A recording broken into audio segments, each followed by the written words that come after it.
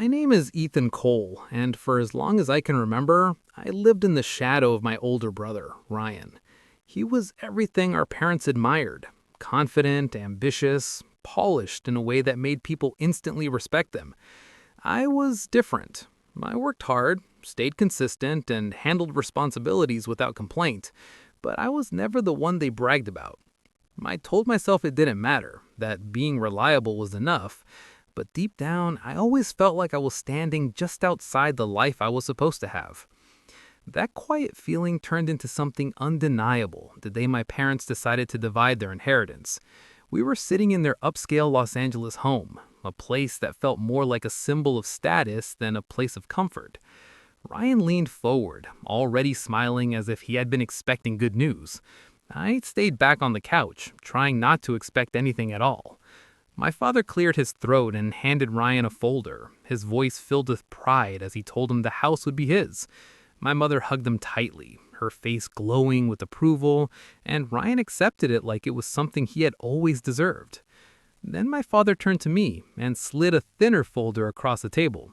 He said I would inherit my grandfather Walter's 50-acre farm in rural Kentucky, describing it as not much, but something solid.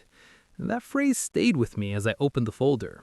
I hadn't been to that farm in years, but I remembered enough to know what it had become: abandoned, dry, and forgotten. No crops had grown there in decades. No one had cared for it. It was nothing more than land that time had left behind. Ryan had been handed a multi-million-dollar home in one of the most desirable areas in the country. I had been given land that seemed to hold no value at all. But what hurt the most wasn't the difference in money. It was what it meant. To my parents, Ryan was the future, the success story. I was the one they settled for. When I got home, my wife Chloe didn't even try to hide how she felt. She paced across the room, frustration clear in her voice as she asked how this could possibly be fair. I tried to stay calm, telling her it was still land and we could sell it, maybe even make something from it. But she didn't see it that way. To her, it was worthless, a burden tied to a life she didn't want. Over the next few days, her frustration turned into distance, and that distance turned into something colder. Then one morning, she packed her suitcase, looked me in the eyes, and said she couldn't stay with someone who had nothing. Watching her leave broke something inside me. It wasn't just the loss of my marriage, it was the realization that everything I thought I had built could disappear so quickly. I sat alone in the apartment that night, staring at the farm deed on the table. It felt heavier than it should, like it carried every failure I had tried to ignore. My brother had success, my parents had chosen him, and now even my wife had walked away. All I had left was land that no one wanted. That's when I made a decision. I would go to Kentucky, get the property evaluated, and sell it for whatever I could. I didn't care if it was worth almost nothing. I just wanted to close that chapter of my life and move forward without constantly being reminded of what I had lost. The drive to Kentucky was long and isolating. Mile after mile of highway stretched in front of me, giving me too much time to think. I replayed conversations, moments, and decisions that had led me to this point. I thought about my parents' quiet disappointment, Ryan's effortless success, and Chloe's final words. By the time I arrived, I felt emotionally drained, like there was nothing left in me to fight. The farmhouse looked even worse than I remembered. The paint faded and peeling. The barn looked like it could collapse at any moment, and the fields were nothing but dry, cracked soil covered in weeds. No life there, no sense of possibility. It felt like standing in the middle of something that had already ended. The next morning, I met the surveyor, a man named Harold Benson. He had a calm, steady presence, and the kind of experience that showed in the way he observed everything carefully. When he heard my grandfather's name, he nodded with recognition and mentioned how stubborn he had been about keeping the land. That confused me. I couldn't understand why anyone would hold on to something that looked so clearly worthless. Harold spent the entire day walking the property, taking soil samples, making notes, and studying the land with more attention than I thought it deserved. I watched them, growing more anxious with every passing hour. His focus didn't match my expectations. He wasn't treating the land like it was useless. Before leaving, he told me he needed a couple of days to run tests and review records before giving me a full report. Those 2 days felt longer than the entire drive. Alone in the old farmhouse, I couldn't escape my thoughts. Every creak of the wood and every gust of wind made the place feel emptier. On the second evening, my phone rang. It was Ryan. His voice carried the same confidence as always, but there was a hint of amusement in it. He asked how farm life was treating me, and joked that when he realized the land was worthless, he could always come back and stay in his guest room. I ended the call quickly, but his words stayed with me. Worthless. That was the word everyone used, and the word that I had started to believe. When Harold returned, he carried a thick folder and wore a serious expression. He asked me to sit down before he said anything, and that alone made my chest tighten.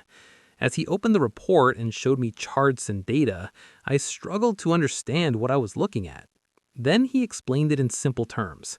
The land wasn't dead. It was sitting on a large deposit of rare earth minerals, materials used in advanced technology and worth an incredible amount of money. For a moment, everything felt unreal. I stared at him, trying to process what he was saying. Then it hit me. My grandfather had known. That was why he had refused to sell, why he had protected the land no matter what offers came his way. He hadn't been stubborn, he had been guarding something valuable, and he had chosen me to inherit it. In that moment, everything shifted. The years of feeling overlooked, the constant comparison to Ryan, the quiet disappointment from my parents, all of it lost its weight. For the first time in my life, I didn't feel like I was less than anyone. I felt like I had been given something meaningful, something that proved my worth had never depended on anyone else's opinion. When my parents called, their voices were filled with disbelief.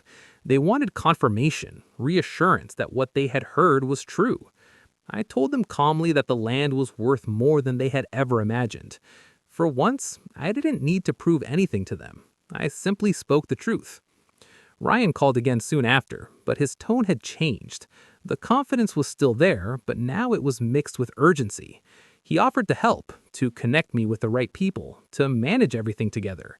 I refused. This wasn't his opportunity. It was mine, and for the first time, I was not willing to share it just to earn his approval. My parents tried to reconnect as well, expressing regret and saying they wanted to be part of my future.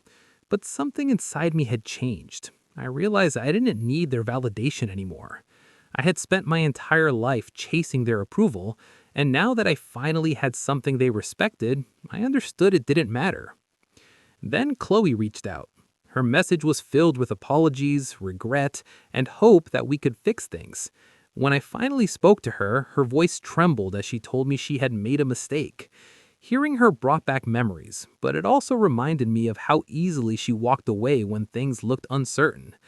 I told her no, and as difficult as it was, I knew it was the right decision. For the first time, I chose myself. As weeks turned into months, offers from companies began to arrive. Some were overwhelming, numbers I had never imagined being connected to my life. But I didn't rush. I took my time, learned everything I could, and made decisions carefully. I was no longer reacting to circumstances. I was in control of them. One evening, I stood in the middle of the field as the sun dipped below the horizon, painting the sky in shades of gold and orange. The land that once felt empty now felt full of possibility. I thought about my grandfather and everything I had misunderstood about him. He hadn't given me a burden, he had given me an opportunity, one that required patience, resilience, and belief. In that moment, I realized something important. My entire life I had believed I was the forgotten son, the one who didn't measure up. But the truth was, I had simply been given a different path. A harder one, maybe, but one that forced me to discover my worth on my own. The farm was never just land. It was a test, a lesson, and ultimately, a turning point. It taught me that value isn't always obvious, and that sometimes the greatest opportunities come disguised as disappointment. And once I understood that, everything in my life began to change.